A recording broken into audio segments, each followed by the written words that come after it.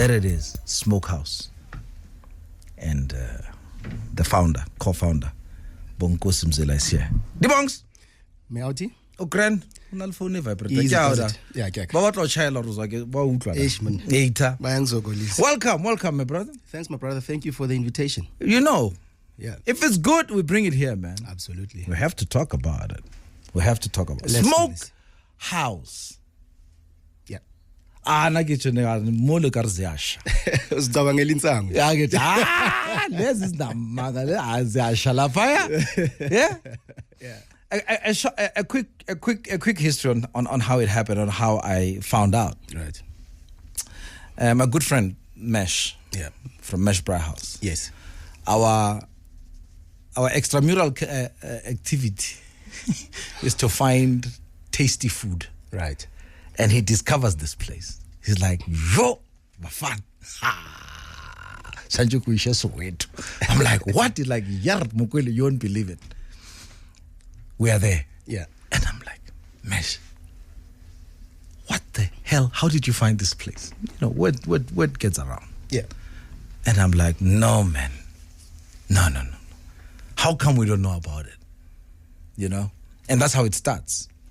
Like, Tato, start chasing it. We need to find who Smokehouse is. Yes. As much as I was there, but I said, no, let's do our own investigation and find who this person is. And here you are. Yeah. Thank you. How did that concept come about? So, geez, it's a beautiful day in South Africa. I'm driving with a friend, Kagiso. As Retswako OG. Okay. So there's a place called OG. DK. Spygos, yeah. Yeah. So we buy Eisbein, so yeah. And we're driving down Old Poch.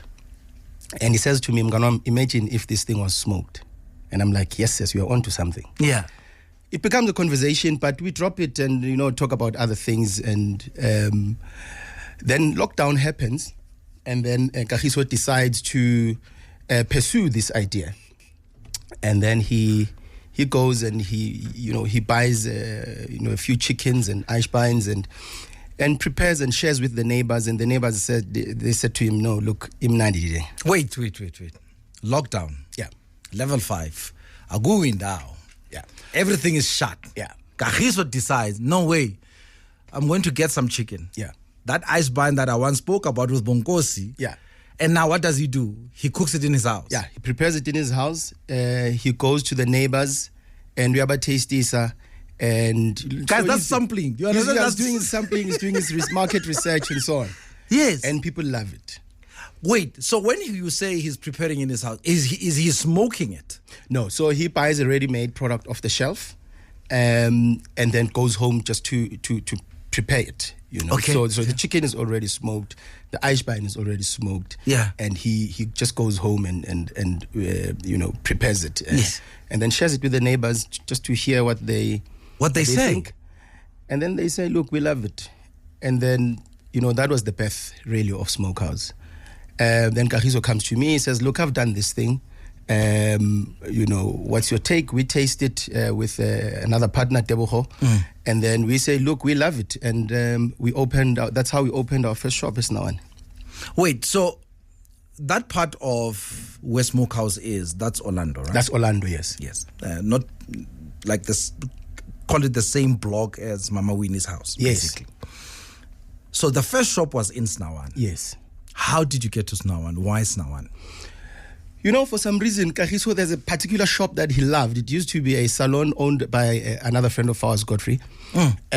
He just loved that shop. And every time we'd share ideas, he would say to me, Mganwam, that shop. So I suppose it was only natural, for him that would go there because he was so in love with the sport. Yeah. So we started the shop there at Snawane, shops owned by Pizom Siman's dad. Okay. Komati shops. Yes. And that's where we started. So we had a very small shop. It was like a kitchen, counter and outdoor sitting. Yeah. So we had... and the support there? It was amazing.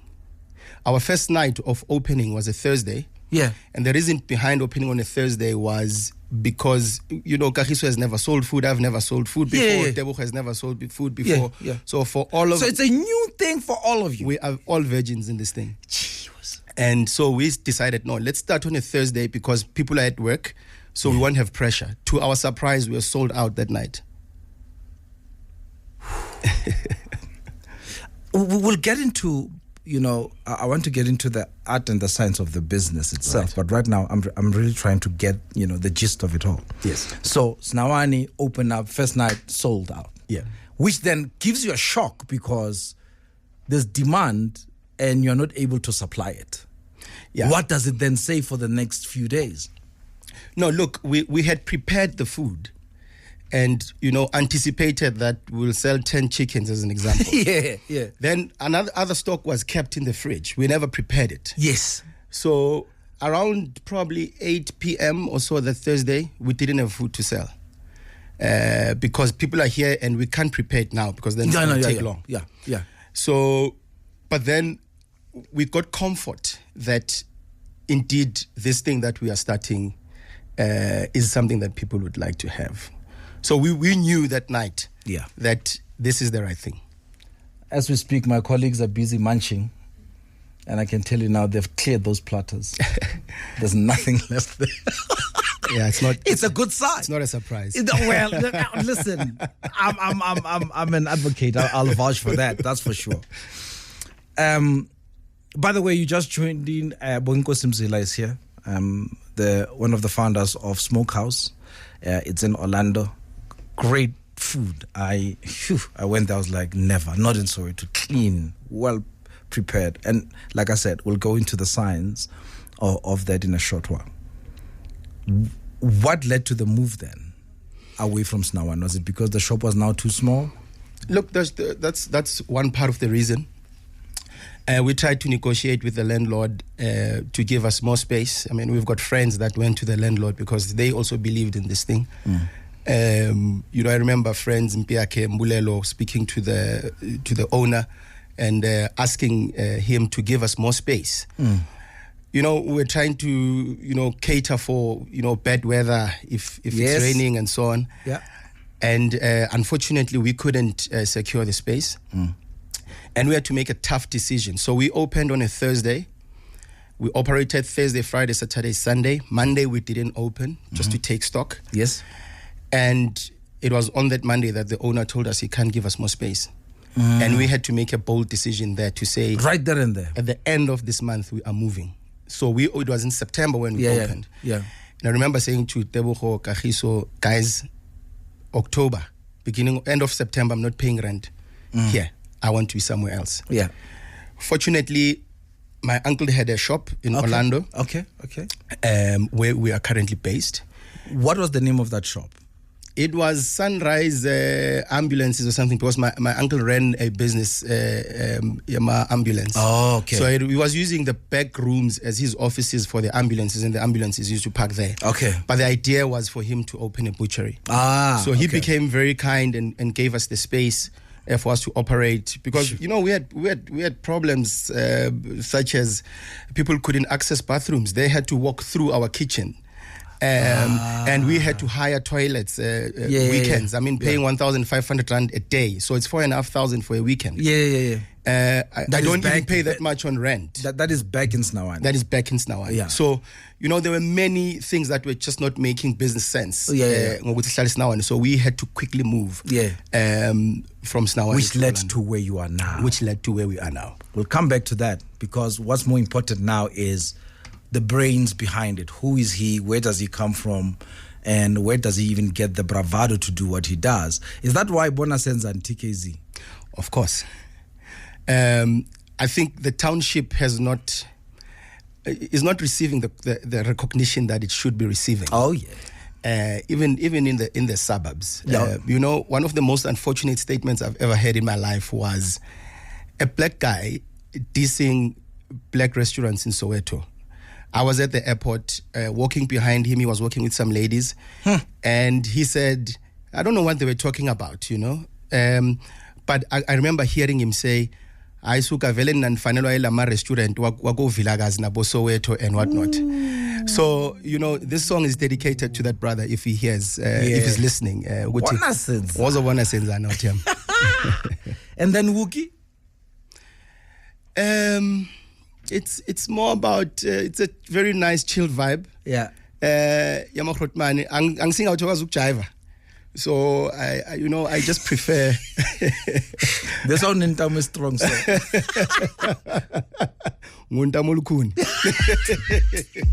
It is car 959 on the street, you're on the air, and we're invading Soweto, and we're talking about Smokehouse. Bonginkosi Mzila is here.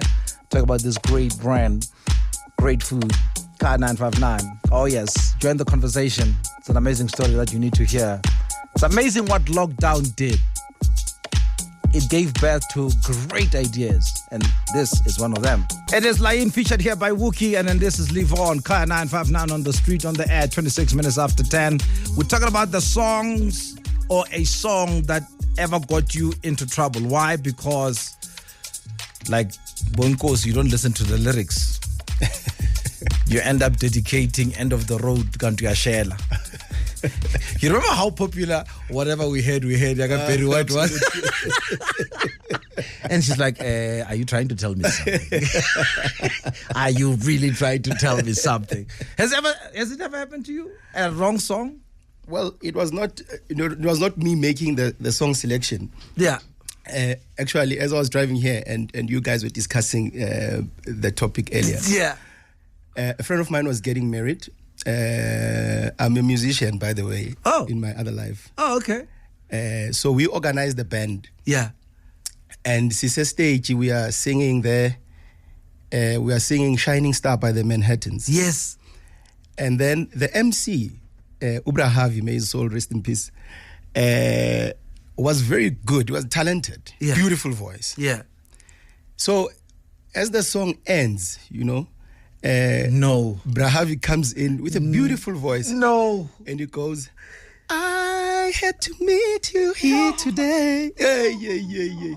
Why should I kiss and say goodbye? Hi. Now the problem is that we had to beg him. Because now you're hanging him dry. No, we had to beg him. Most embarrassing moment on stage. Mshatweni. Amen. Oh yes, we're hanging out in Mzila. It's Tazela's timber. Mfowethu nguzile inkomo ngomatatasi ngunyambane hayibo yeah aphela tse utla diba sengamla so ne ke ututsa hayi baba khosi ngumuntu mina awu siyabonga. Where are you from? Ngibuye ekhaya khona manje. Nothing background. Yeah, I was born in Soweto.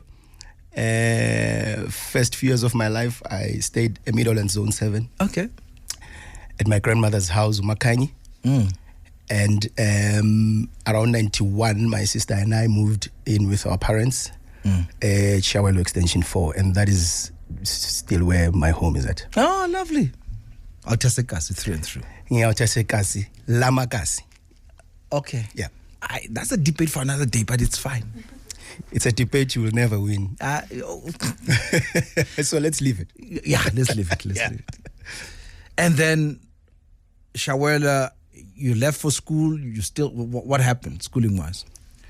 I started school at Tobeka, Middleland Zone 6. And then I left when we went to stay at Shawela with mom and dad.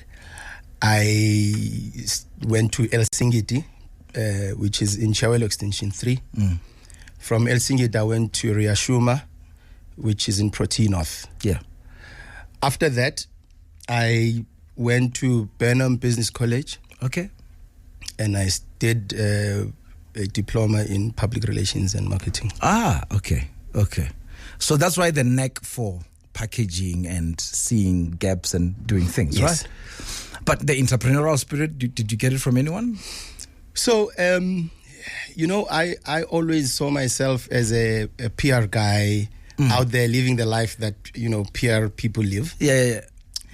But when I went to Burnham, I realized that it was not a very credible institution. Yeah. It was one of those looked down upon institutions. Yes. Yeah. And I knew, Guti, I might not get to where I would like to get to. Yeah. And again, with every institution you go to, you want the credibility to come with you, right? Of course. So I suppose entrepreneurship, I was pushed into it. A friend of mine, Tsepo Pagati, had started a business. So when I finished college, my mom actually spoke to Tsepo and said, I'm worried about Bonginkosi Mzila when he finishes. And then Tsepo was like, ma sizobona senza kanjani, Yeah. you know? Yeah. And, you know, Tsepo became very generous to bring me on board into his business. And that is really where I cut your learned. teeth. Yeah. What business was this? So we were doing consulting in transformation. Okay. So we were doing skills development facilitation for companies, more especially within the transport sector. Yeah. That's what we were doing. Now, there's a story about when you started this. Obviously, smoked is very specialized. I find the shisanyam. Yes. It means, therefore, procuring the proper equipment to give you the best result or the best product, right? Yes. And because some people will go either to a CEDA or an IDC or an NEF, or what's your story there? You know, after that meeting that I was talking about, Nukahiso, we sat with Tebogo and I said to him, Chap, it was lockdown. I mean, it was level 4, I think. Yeah. And I said to him, look, I like the idea, but I don't have the money. You know, we've not been working. Yeah. Tebogo said, you know what, you guys go and do a quotation. I've got some savings that I think I'm willing to gamble. Okay.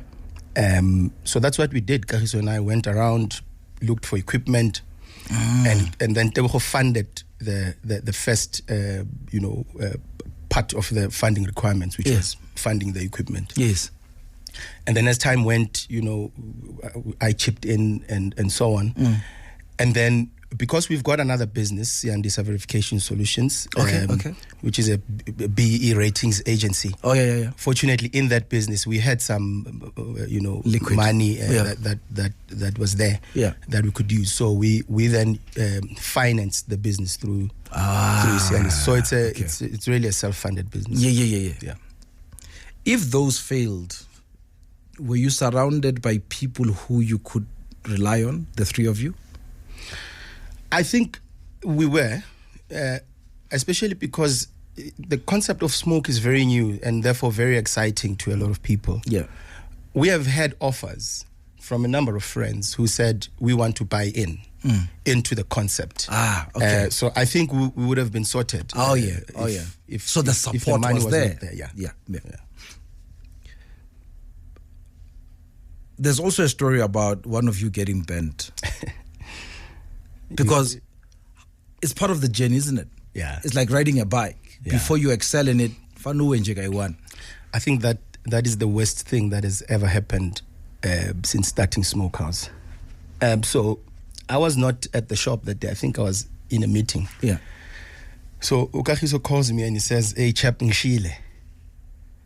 And I'm thinking, ushile? He says, yeah, ngishile. Ushiswe yini? Ngishwe istove. So what happened was we had just fitted the kitchen at Snawani. And then they were trying to switch on the stove to check all the burners are working. Oh, yeah. So I think by lighter. And then the match was not nearby. So he closed the gas. But obviously it was still... The gas was in the air already. Oh, no. So he came back to turn on. And then Magelaita, there was a huge flame, and then Yamshi. So we took it for granted because even though Begeshile, uvelo waba complexion yake yashinja yafana nam nawe kanje. Yeah. And then naturally smoked. And then after a few days, he started peeling and so. But fortunately, he has a good skin, I must say, because he healed quite quickly. Oh, good. Yeah. So he didn't need to be hospitalized or anything.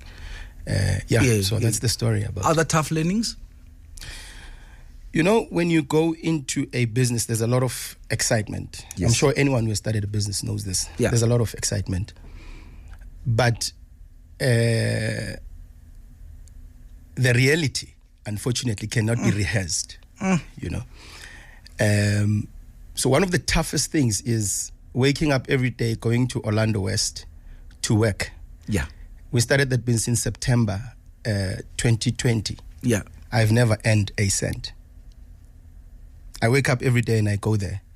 That business has never paid me a cent. I don't earn a salary from that business. But I work. Because the business still needs to take care of itself first. Absolutely. So that's sacrifice. Sacrifice. Sacrifice to a point of, I always say to people, there is nothing I've not done at Smokehouse. People that know me can tell you. From the backyard right to where the car wash is, there's nothing I've not done.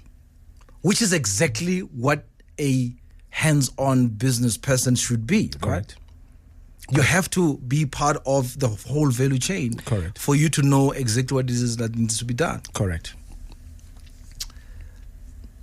Neighbors, because you are in a community. Yeah. You know, there is a very, sad, I'll call it evil spirit. Yeah. That is occupying townships. We went for Mkhodu with Tseko the other day, and the guy we went to was telling us how the community, at one point, bamchontshela amalaiti, they slit his tents and kind of vandalized the place. Friends at Vilagazi who were running a business there, Botara, also experienced problems with neighbors. We experienced problems with neighbors. We got to that site. It was a dump. It was a very deserted space. Yeah. We worked very hard to bring it to where it is. Yeah. And today, there are people that have opinions now about the place now that we've fixed it. Until last Monday, I'm told that just after I left the shop, there's a gentleman that came in. I hope he's listening, and I'd like him to come and talk to me. Who came and told people, my colleagues at the shop, that we are occupying government land. And I mean, it's absolute nonsense because we bought that property. Yes, of course. And he's on Bopa and vad. So there are those people that I think are devil's agents that just come here and make it their business to come and sort of demotivate you and want to kill this beautiful thing that we are doing for the guys. Oh yeah. Neighbors, we did have a few challenges, but fortunately they were resolved. Good. And we've turned the corner with them, and we are partnering in many things with the community, and I think that neighborly spirit is there now. I saw it. Yeah.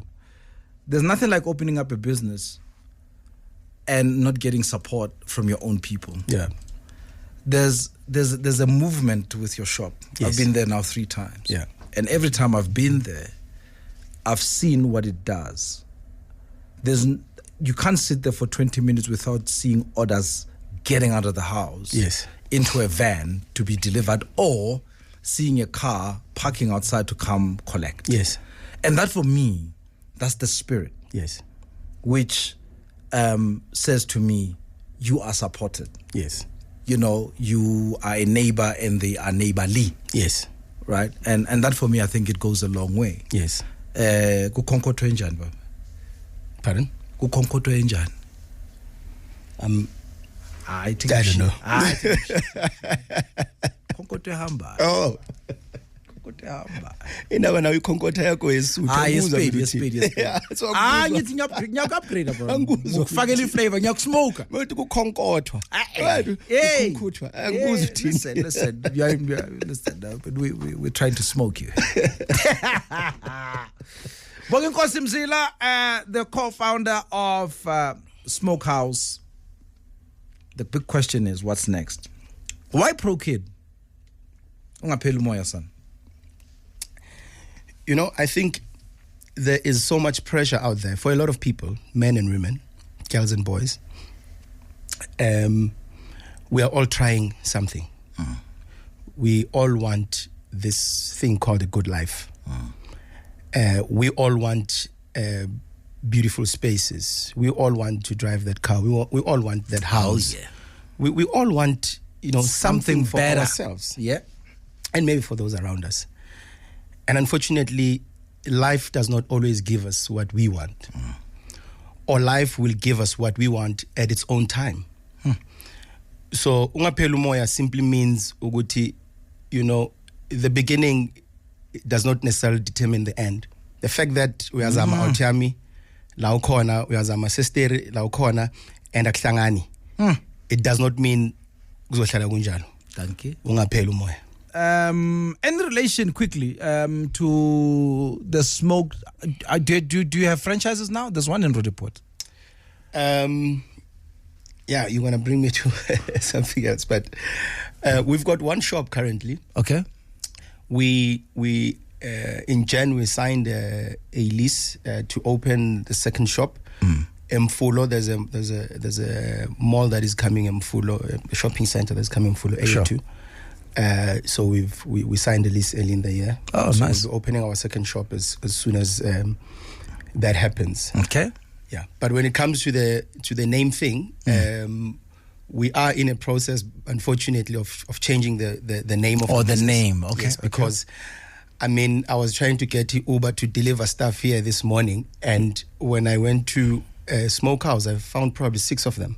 Oh, just spelt differently. Yeah. So we've had those kind of challenges previously. Last year I got a message from a guy I know asking me if we're doing something for Father's Day because he had seen a flyer from another smokehouse. Okay. So with that in mind, we decided we're going to change the name of the business, and that's going to happen in the next couple of days. Oh, okay. Yeah. So and official will announce, obviously. Yeah, but a few people know about it. So the name is going to change to Smokeville. Oh, okay. Because we are saying, we're creating our own village of some sort. Oh, yeah. Of a community of like-minded people. Yeah. And there's a huge bus that you've parked there next to your building. Yes. You remember those double-decker buses? Yeah, he's got one in his yard. Yeah. Why? So, I used to say to Tebogo and Kagiso when we started, we are selling food, yes.